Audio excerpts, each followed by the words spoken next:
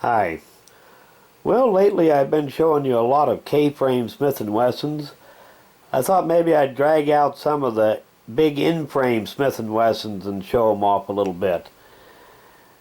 And, everybody and their dog has got up a video of the Smith & Wesson Model 29, the Dirty Harry 44 Magnum. So I thought I'd get out some of them that are a little more unusual. None of them are what you could call exceptionally rare, but they're a lot less common than some of them. Just say like this one here. This is a Smith & Wesson Model 624, which would be the stainless steel version of the Model 24. And essentially it is your Smith & Wesson Model 29 44 Magnum, except that it's chambered in 44 Special.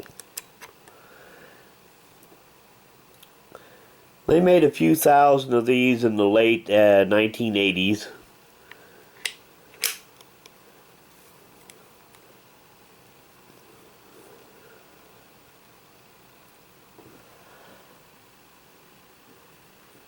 Now this one, the ones I've got on the table here, this is probably the most common one. This is a Smith & Wesson Model 27. Specifically a Model 27-2. And it is the Dirty Harry gun, except chambered in 357 Magnum instead of 44 Magnum. A 357 Magnum in a gun this big is a real easy shooting gun. Not a lot of recoil. Now this one here is a Model 57.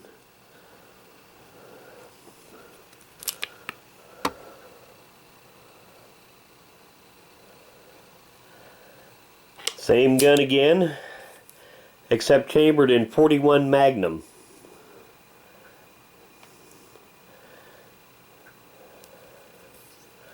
Now the 41 Magnum is a cartridge that never became exceptionally popular, but it is a really good cartridge. It's a good middle ground between a 357 Magnum and a 44 Magnum.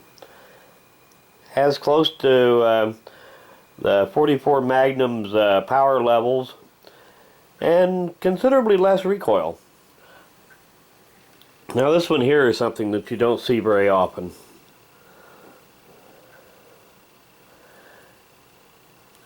Now this is the Smith & Wesson Model 3844 Outdoorsman. And essentially it's the same gun as the others except older, and it is chambered in 38 Special.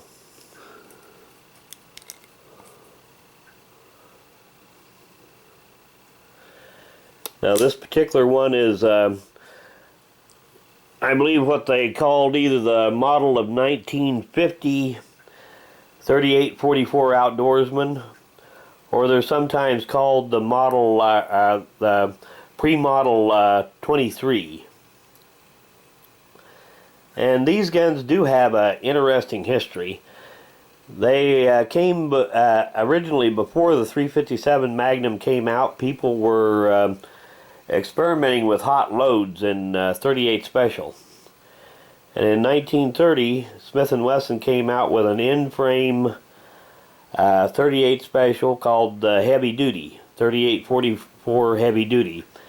And in this case, the 44 referred to the frame size, 38 the caliber.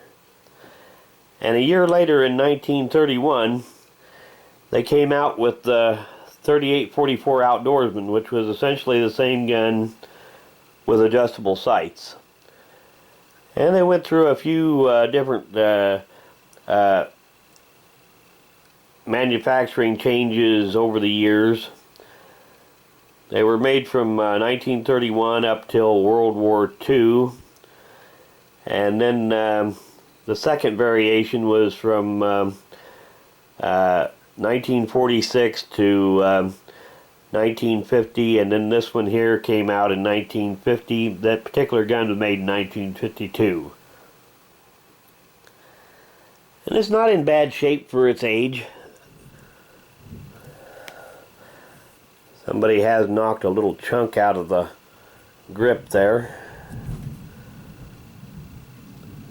And you can see that it has seen its share of use. That ejector rod there has had all the bluing wore off of it.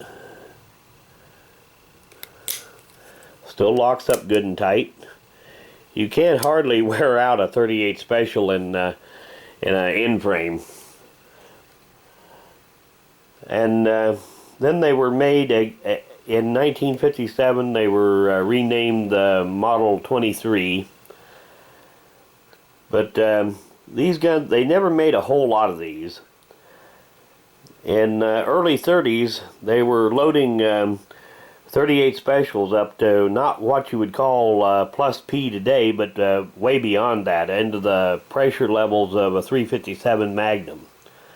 But then in the mid-30s, Smith & Wesson came up with the 357 Magnum, and these guns never really, the ones in 38 Special never really caught on. But they did make them clear up till 1967, just in very small numbers. Well, anyway, like I said, I just thought I'd get out some of the big Smith & Wessons and let you have a look at them. So, thanks for watching.